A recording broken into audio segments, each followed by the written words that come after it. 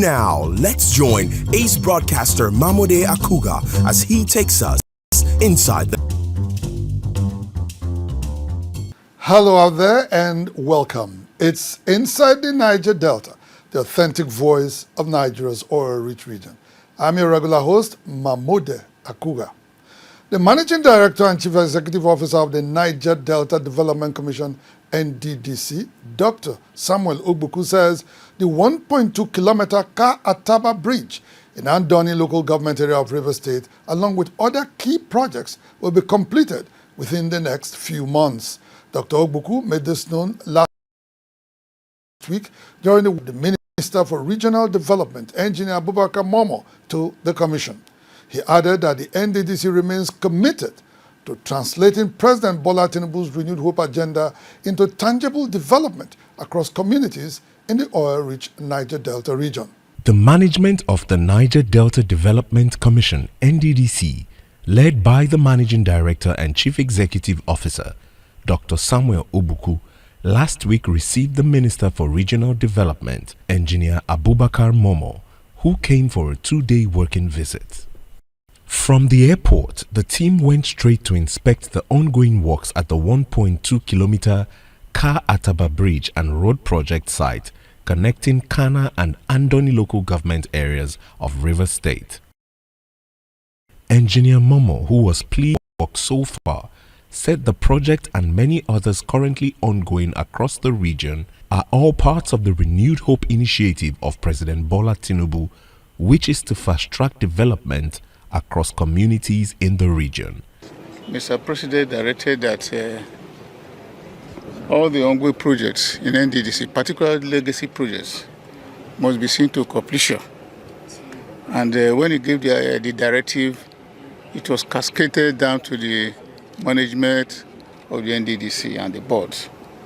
And since then, they've been taking these projects one after the other. That was why we were able to deliver the Okitipupa electricity, the Ogbanebe road. So it is now the turn of Ka-Ataba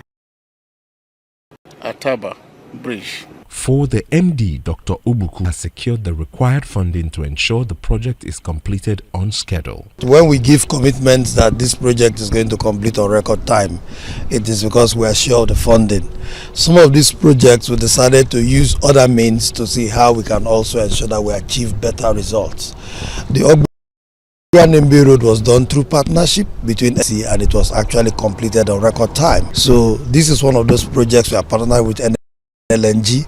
As you can see, the contract, that is why they are on site. From there, the team headed to the 3.70-kilometer Borokiri-Okrika Road and Bridges project in Okrika local government area, where they also observed ongoing work.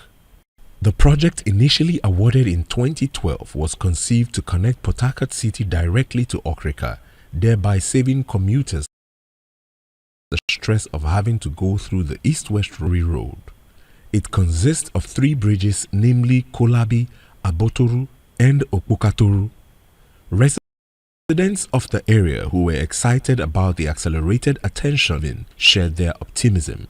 When they do this bridge, it will really help the Okrika town as a whole, because it's very easy to access Port Harcourt now.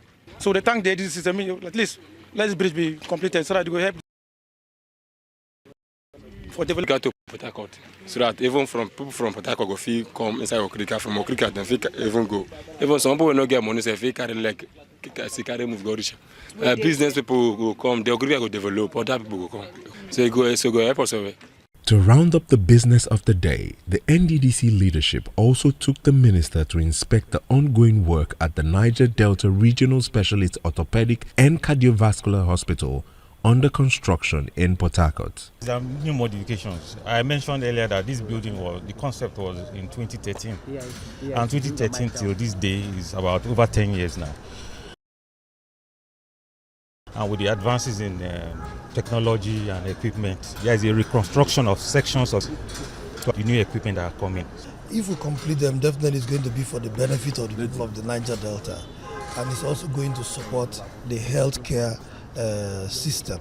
So I think this same project that we're in right now The same thing is also going on in Ikom in Cross River State, and both of them are going to be completed at the same time. In his final remarks, the minister commended the NDDC for the work they were doing.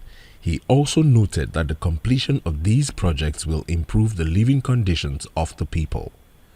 The minister's 2-day working visit then climaxed the next day with a meeting with the management and staff of the commission, where he heaped commendation on both the top management and the staff for translating the vision of Mr. President into tangible outcomes across nooks and crannies of the region.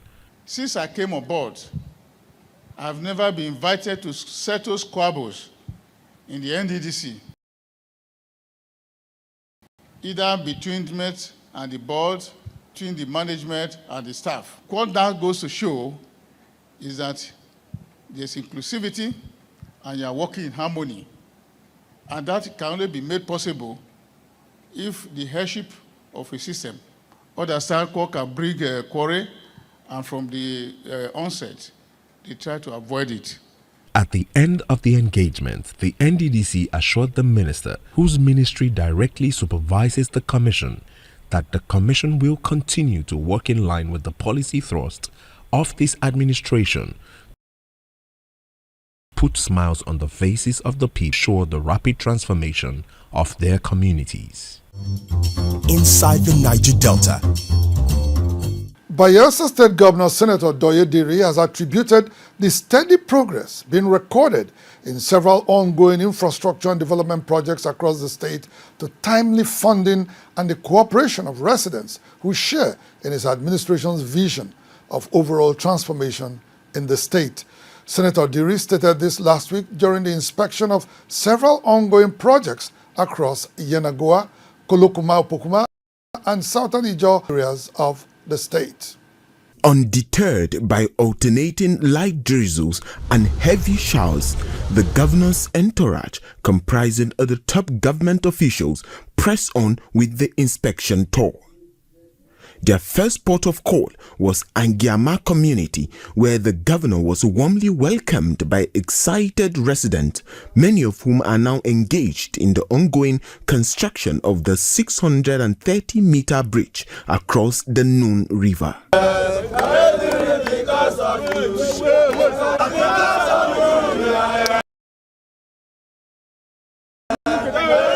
Once completed, the project would finally add to Oporoma, the headquarters of Southern Ijaw local government area, which has remained inaccessible by road for over 6 decades now. We are all happy, both the contractor and government, and indeed the people, the local government area. Remember, this is a local government headquarters that has been over 60 years inaccessible by road.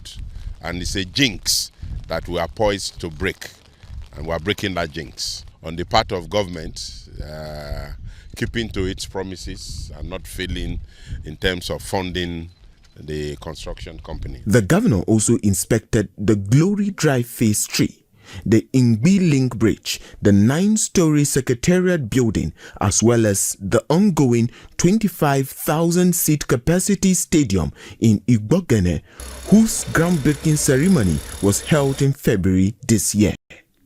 While commending contractors for maintaining momentum despite challenges, Governor Diri warned that the state government would not tolerate variations on projects that have already been negotiated and approved. Other projects inspected include the road linking the new Yenagoa city to the Amasoma Airport Road, the Polaku-Sabagre Link Bridge, and the final phase of the Outer Ring Road project in the state capital.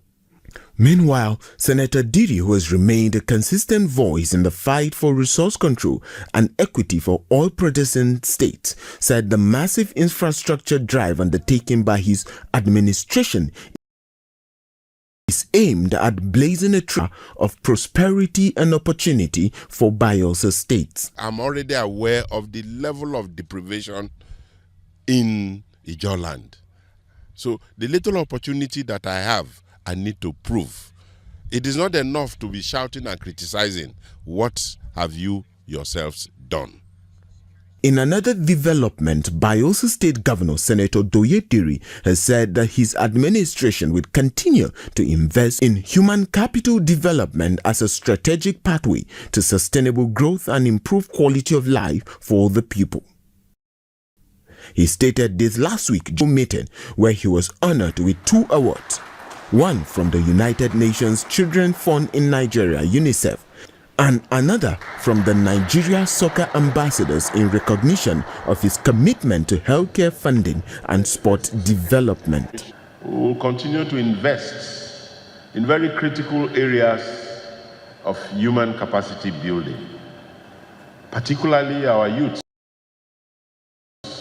via sports development, and of course, the health of our people.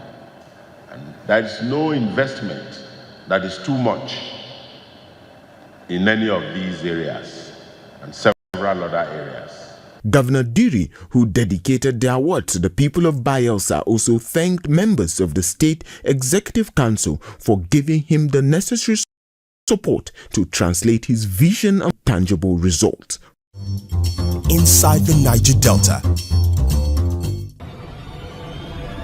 AKUGHA Group, oil and gas, dredging, power and air transportation.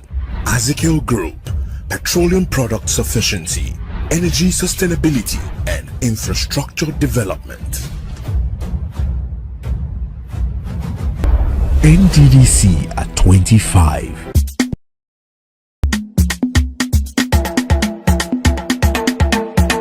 NDDC making a difference across Nigeria's oil region. Oh yes, this not the day for our region to shine brighter. Development in every place. We will be right here making a difference. Oh, oh, oh, oh. NDDC, oh, NDDC, oh, oh, oh, we there for you. NDDC, 25 years of making a difference. The leadership of the Niger Delta Development Commission, NDDC, says the era of financial recklessness and lack of accountability within the agency is over. The assurance was given during the NDDC staff quarterly anti-corruption sensitization workshop organized by its Anti-Corruption and Transparency Unit, AKTU, in collaboration with the Independent Corrupt Practices and Other Related Offences Commission, ICPC, last week. The Commission disclosed that several internal monitoring mechanisms have been introduced to ensure seamless and transparent service in the region. As part of ongoing efforts to reposition and retool Nigeria's foremost intervention agency, the Niger Delta Development Commission (NDDC), the current leadership is partnering with the Independent Corrupt Practices and Other Related Offences Commission (ICPC) for a quarterly anti-corruption sensitization program. The program, organized by its Anti-Corruption and Transparency Unit (AKTU), is to ensure that the staff of the Commission are up to date with all financial regulations and to serve as deterrents against any unwholesome dealings. Resource persons from the ICPC were on the ground last week to take the staff through another enlightenment session. They are innocent, but innocence is no plea. So the ICPC, in our wisdom, as part of our preventive mandate, is reaching out to you now.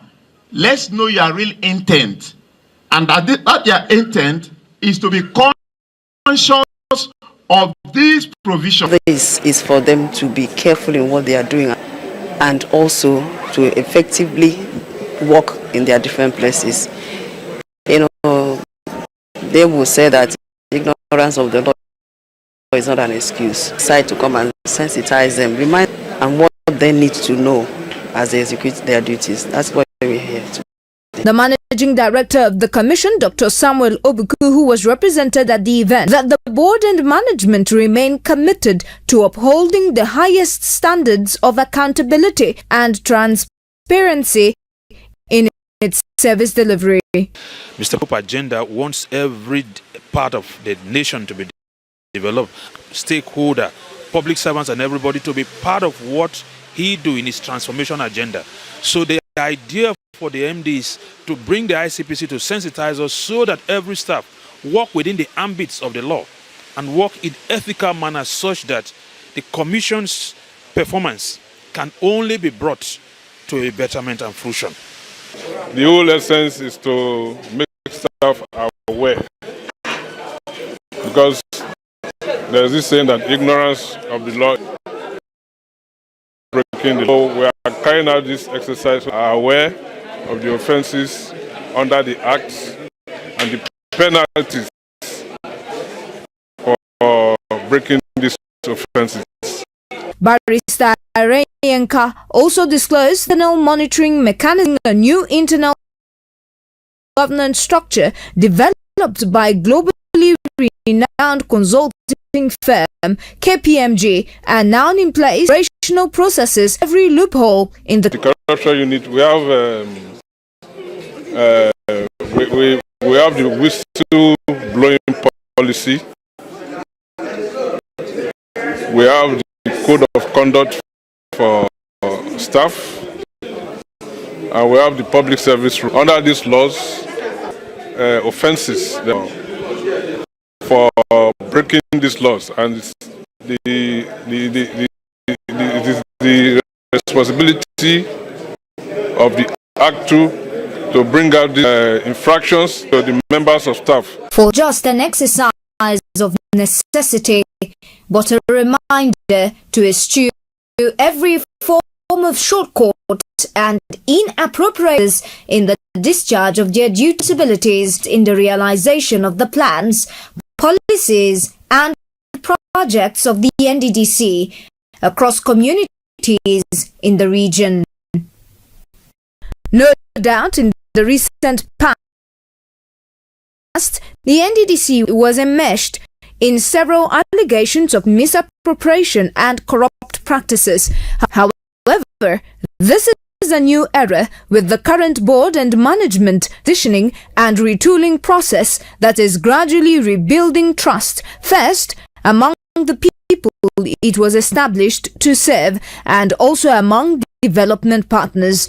Just recently, the chairman of the EFCC, Olukoyode Olanipekun, while commissioning a project NDDC, confirmed as the intervention agency towards more effective service delivery.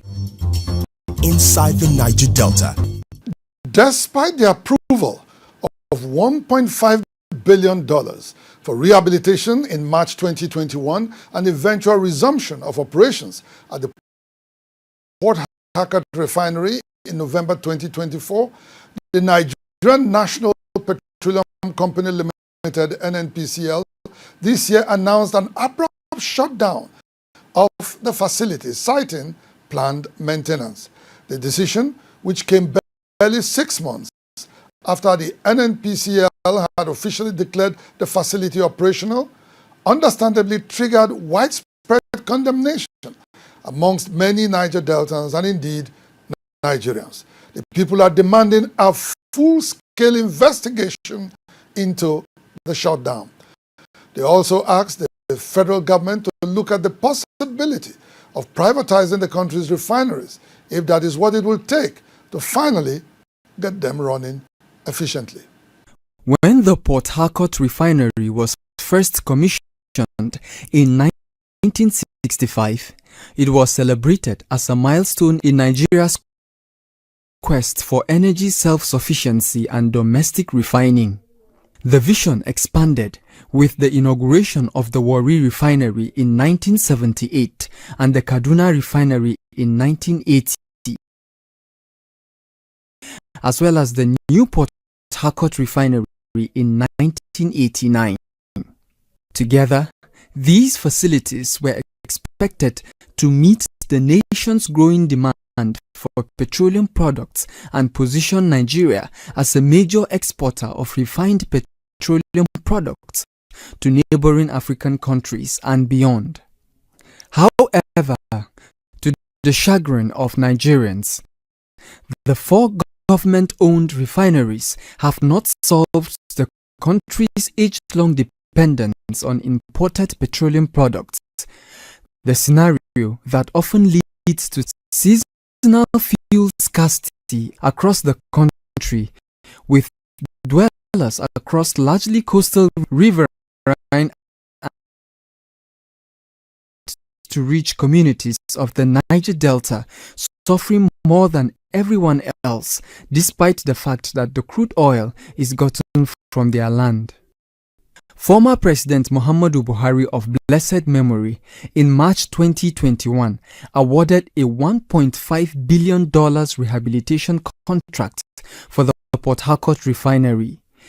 This led to the resumption of operations in the facility on November 26, 2024, rekindling hopes that Nigeria could once again refine a substantial share of its crude oil domestically and have the product hit the Nigerian markets at a cheaper rate. But unfortunately, many Nigerians who had pinned their hopes on the refinery's revival as the way to reduce fuel prices were left disappointed as pump prices remained high, a factor that has continued to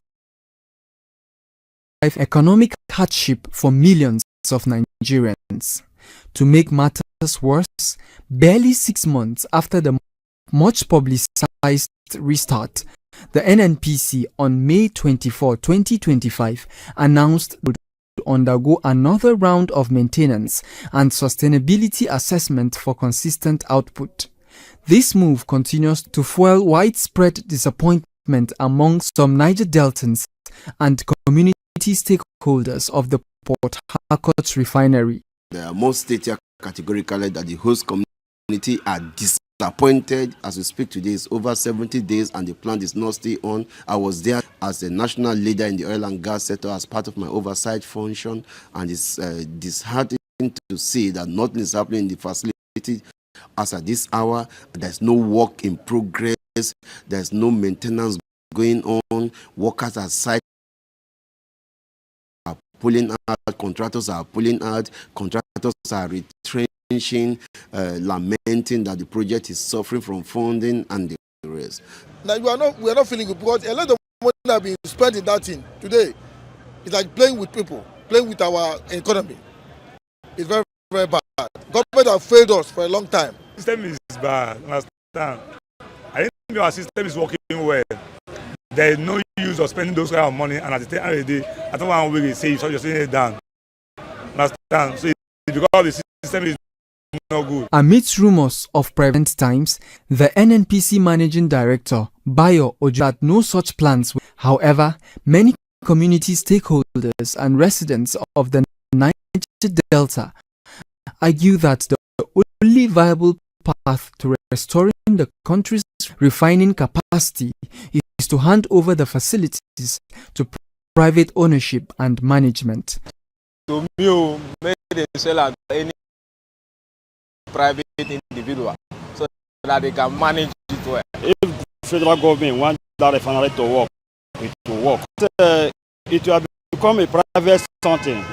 The people who do it, they will manage it well. They will know that it's a personal business. They will do. But if it is government, the intention of people are going there to do is to go and loot because it's government property. For many Nigerians and indeed Niger Deltans, this is unacceptable that after spending a total of about 11.34 trillion naira on repairing and routine maintenance, as revealed by a House of Representatives ad hoc committee between 2010 and 2020, the refineries are not yet up and running. They would rather prefer that the government consider privatization, which they insist may bring some responsibility and accountability in the management of the critical national asset. The people will also want to see of a detailed account of the huge public funds already expended on the refinery to this day. And if there are any irregularities, those responsible are made to face the full wrath of the law, so as to deter others, especially in the oil and gas sector, against shortchanging the Nigerian masses. Inside the Niger Delta. Well, that's the size of our package on the program for today. Kindly note that you can now program live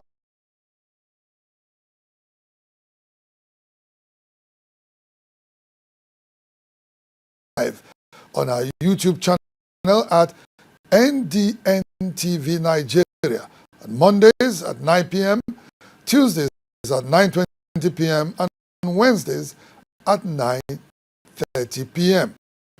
Please do well to subscribe to our YouTube channel at NDNTV Nigeria for these stories and many more.